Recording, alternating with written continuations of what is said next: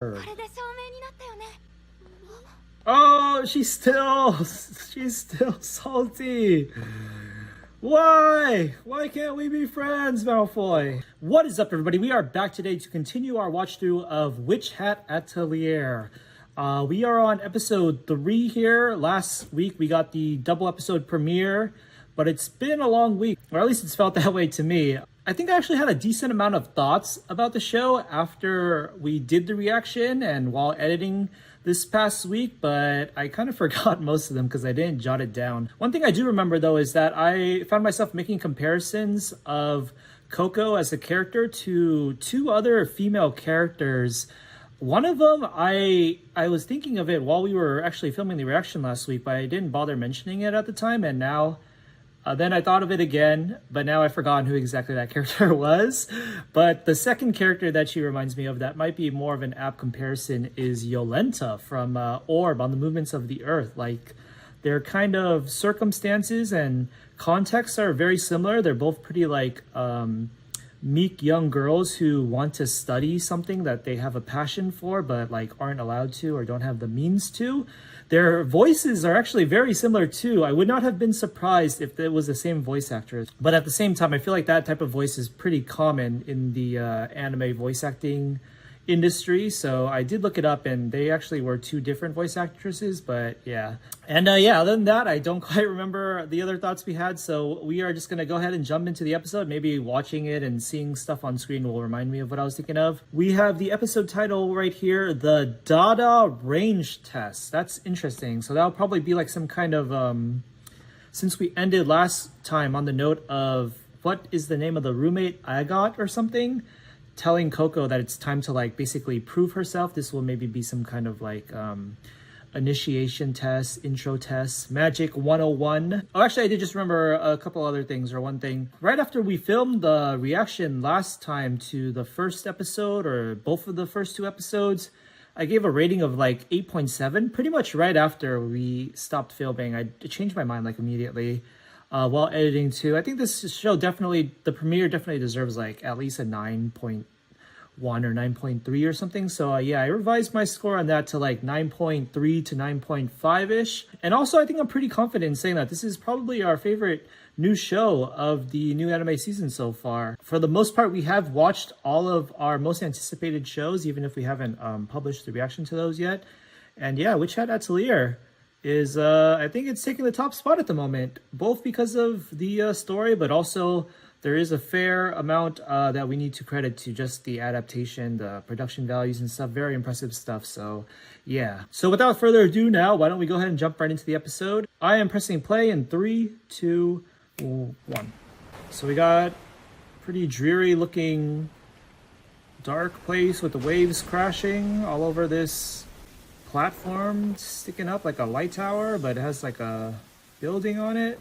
So this is where Keyfree has gone. Very intriguing, ominous place here. Give us some lore developments. Oh,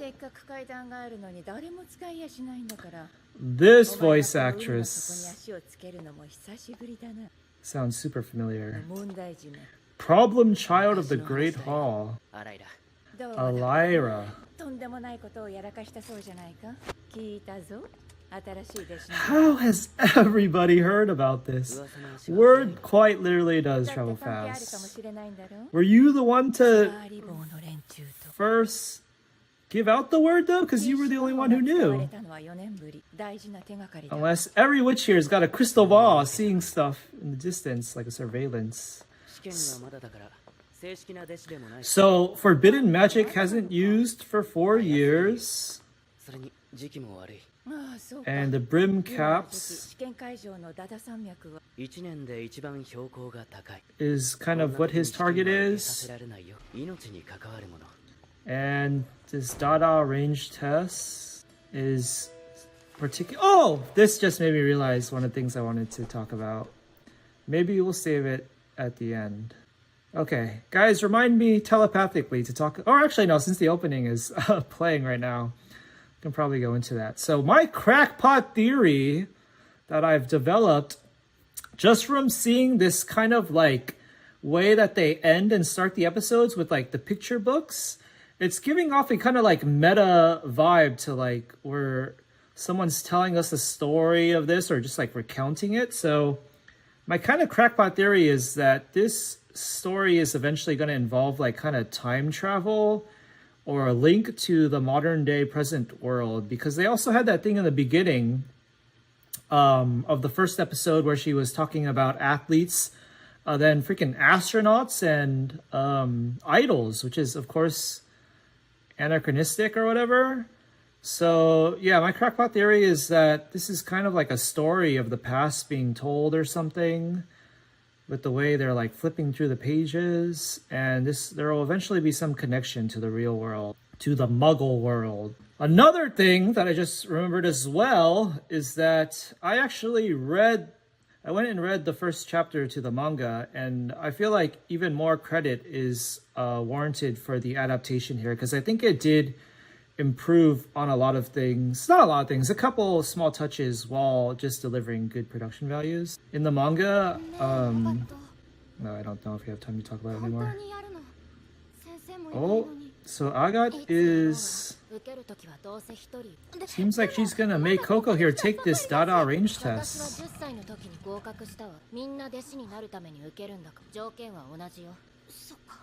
But she maybe doesn't realize consent of the crown. Components and 3 contraptions. Okay, so that's like the preliminary test. Just getting to the area where you're going to take the actual DADAH range test. Dang, this is like a whole adventure, not like a proctored exam that takes place in like a monitored facility or something. Definitely prefer it myself because I like adventurous vibes, but yeah, pretty crazy. Oh? Okay. Just because they have the sigil thing on it? Can't she just make her own? Oh, I guess she can't because she's a newbie. Yeah, I don't know why. I kind of think of those as such a personalized item that it's weird to ask somebody else for theirs. You want my kicks, bro? Were you waiting in line for these? For 3 hours the day they dropped? Dang, she's pretty persistent or aggressive. I don't know what the word is. That's messed up. It's kind of like she's setting her up for failure now that she's revealed that part. I don't think she knows, like Kifri knows, that this time it's going to be way harder because of the weather conditions he talked about or whatever. But nonetheless, it's still kind of messed up for her to pressure her, force her basically into taking it when she might not be ready and you only have one chance to pass it and you can't take it again. But yeah, story-wise, I am digging it because it's a very interesting plot development. Let me turn the screen brightness a bit up here. So this episode's titled the DADAH range test, even though she's still just doing the first part, Consent of the Crown. Does that mean it's going to cover all the way up to the range test as well in this one episode? How old is Coco again? I think I saw while reading up on it that she's only like 11 or 12, I think. But since she's saying 10 here and looking down on it as if it's way younger than they are now, I'm not sure if she actually is 11 or 12. But if she is 11 or 12, what a crazy life experience to be happening to her at such a young age. Oh, this is so cool. Giant moss balls. Are these like shooting targets then? Yeah, that's part of the test, or what will be part of the test? Oh, she gotta be like Super Mario Jumpman. To get to the top, you gotta go one by one. I mean, she borrowed the shoes though, didn't she? That's kind of like the perfect utility. Exactly. What? She doesn't even realize how to use it? You gotta click your heels together like Dorothy. I'll give her a break if she actually is like 11 or 12. I'll be honest that I have been criticizing her for not realizing some pretty common sense things, like how she couldn't draw the sigil right. and stuff, but she's just a kid. I give her a break. Okay, so you click it together and it levitates them that little bit, but how do you make it? How do you maneuver, or not maneuver, but what do you do to make it go stronger? Because it's just one action, right? Clicking together. This bird is going to give her some more ideas. It has 4 wings, so you gotta draw another sigil. 4 sigils to give you the power.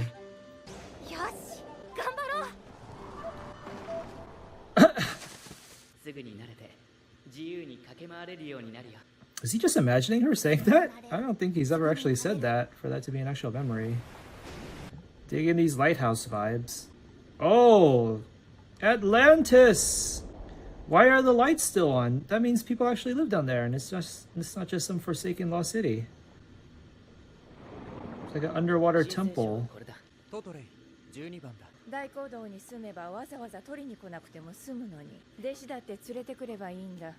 Oh, the Great Hall. So is he the only one with his own like private atelier? Or is there like a whole culture to like a bunch of witches having their own little hot spots? He's an anti-conformist.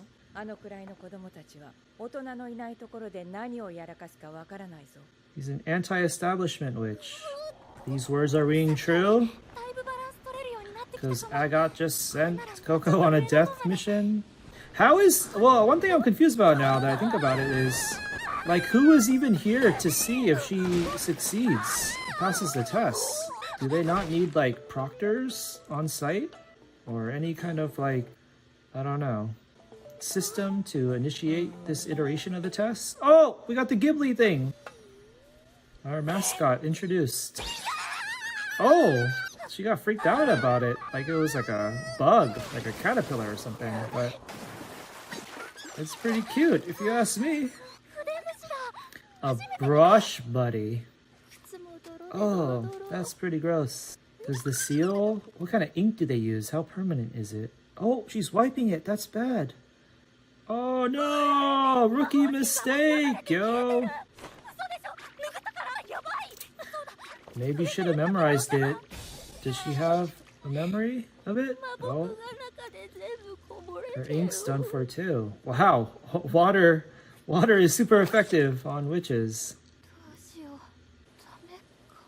What a shot! At least you caught the golden hour. I forget the name of this character. I think they're about to find out that it's dangerous this time, and then they'll go to help her or save her. I'm kind of getting that vibe from this story. Maybe not. I kind of would...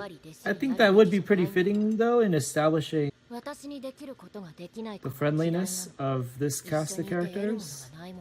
Okay, this girl's kind of coming off as too edgy now.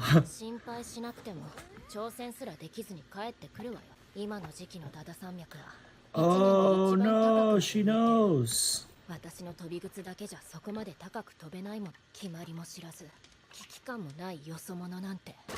Okay, a little too Draco Malfoy going on here. Are these two maybe gonna try to save her? Well, I think what's gonna happen is Coco's gonna prove her mettle and show that she won't give up. And maybe these two are still allowed to go meet with her, maybe, even if they don't directly interfere, just cheer for her.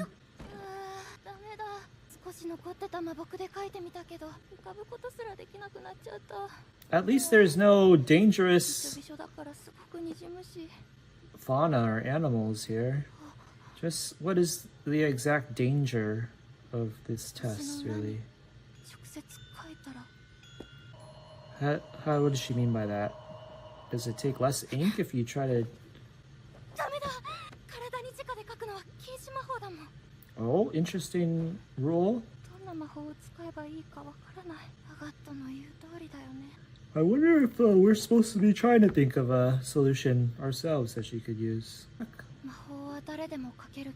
誰でもうまく描けるってわけじゃない。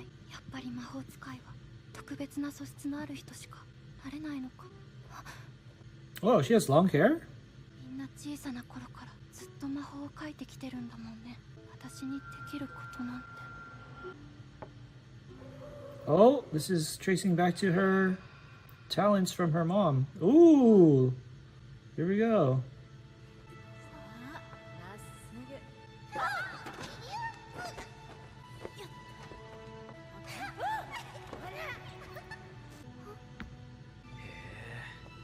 この村にこんな素敵な職人がいたとはね。これこそ魔法だ。 Ooh, very poignant remembrance of those words. This is real magic. Okay, what's she gonna do? Oh, she's gonna use her own magic. What does that mean? Her roots? How can her skills... She's just gonna tie a bunch of cloth together and throw it up and climb. Oh, so she's gonna cut straight lines. Water? How is she gonna use the water to make it heavier? Oh, dilute the ink so you can use more of it on the cloth. I think she's gonna draw it on the cloth. Oh, is she gonna turn this boat into like a hot air balloon or something? Just make the cloth float and then it'll carry the boat up? I mean, it doesn't have to be the boat necessarily, right? It could just carry her. Like a straight lines to use the ink as efficiently as possible? I don't know. Okay, so use a familiar tool so that you're less unsteady. That makes sense. There you go. Oh, they're doing the time lapse of the stars and stuff. Kind of like orb. Yolenta! The spirit of Yolenta. So I'm assuming they're not going to use that. She's not going to use any spell other than the one on the shoes.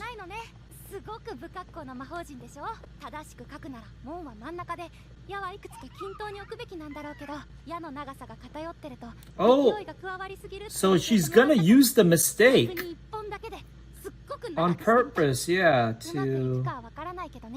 But this is just going to make the boat into a sail, but how is it going to go upwards?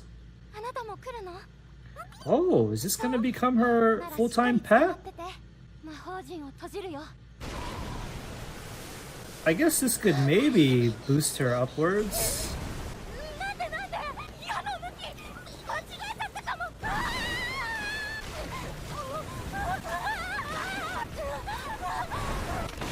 Oh, this backfire is going to cause her death. Or... Oh, there you go. You don't need the boat per se. Holy crap, though. This is a very lucky turn of events if she actually makes it with this. It's like a paragliding witch, half broomstick witch, half paragliding. I would be freaking out right now. I do not know. If I was her or myself even, I would not know how to maneuver this. How would she keep going upwards? She's completely at the mercy of the current. Freaking air temple. Just flying like Aang does with his kite. That is just crazy. I would be shitting my pants. Okay, so she can retrieve the herb. Did she get one? But who does she like show it to prove that she passed? I think maybe it's just this stage of the exam that she just needs to get this and then report back to, I don't know, Agot maybe? Maybe all she really needs to do is win Agot's favor here and not actually pass the test officially, so to speak. And maybe Kiefer hearing about it will be good enough for him to take her words for granted that she actually did do it, even though no one was there to see it. Oh, great music. Her relationship with her mom is really well done, like very real, and it has pretty easily made her a contender for best main character of the year, best protagonist. I wonder if her absentee father will ever become relevant. 今すぐ止めに行かないと。でも中断したら失格。 Oh, she'll そ fail? もそもまだ受けるには早すぎる。生まれた時から魔法が身近な僕たちとは違うんだ。 Agot! You gotta practice ここにもしものことがあった empathy. 失うのはあの子だけじゃないんだ。よし。 So if he interrupt... Oh, okay, good. She made it back before. Do the mic drop! Drop the herb! Do the herb right in front of Agot. 心配してたんだよ。わかった。王の許し取ってきたよ。 Oh, okay, that's why it's called that. It's the metaphorical name of the こ herb. れで証明になったよね。 Oh, she's still salty. Why? Why can't we be friends, Malfoy? 万全の準備も基礎知識も足りないままでむやみに魔法を使うのがすごく危険だって君はもう知ってるはずだ。 Oh, why is he lecturing her like this? 一歩間違えたら死んでいたかもしれ How ない。 did he even know that she used magic at もう all? 二度とこんなことはしないで。ごめんなさい。 I mean, I guess it's safe to assume you could only accomplish it if you did, but still. それに危険を冒してまで証明しなくても君はもう僕の弟子だ。 Oh, is this her official uniform? I feel like if Kefri was a smart adult, he would probably have a one-on-one conversation with Agot about where Coco stands and what she has to accept of that.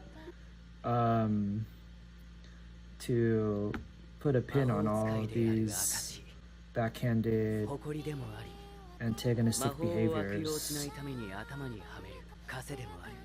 That's interesting that they haven't shown. Have they shown any of the other girls wearing their uniform? それをかぶっている限り、 I can't tell if I've seen Agot in it. とんがり帽子 That wasn't 君の魔法を見ている。 just the opening sequences that were 大 spoiling 事にするん us. だよ。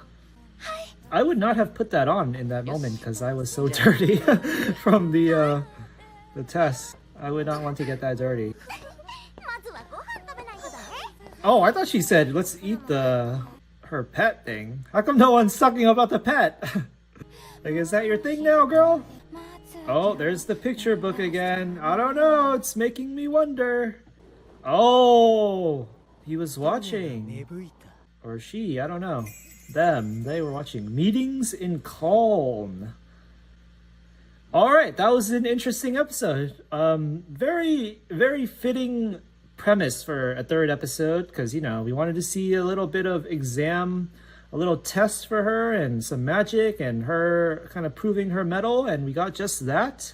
Yeah, I have like no complaints. Easy breezy watching, making us very beautiful sights, locale, terrain, making us more excited for what's to come.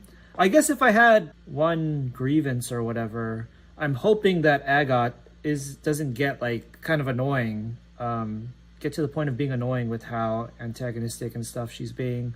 Hopefully the development where she inevitably comes over will be well written. But yeah, I guess also I did say earlier while it was going on that like I felt like it would have been really fitting if the two other girls, I forget their names, went and tried to help her. I don't know why, but I feel like that would be so in line with this kind of story. Like, I guess I kind of think of Harry Potter, but it just gives me like a desired vibe of like a bunch of adolescent kids getting up to no good together and, you know, sticking through it together. Like I said, I wouldn't have even have wanted them to have directly interfered. We've hoped that just them, you know, being there, getting there to warn her about how dangerous it is because it's more dangerous than usual would have been enough, and they could just cheerlead on the side without ruining her actual chance to pass the test. Yeah, I don't know why. I just felt like that would have been very fitting.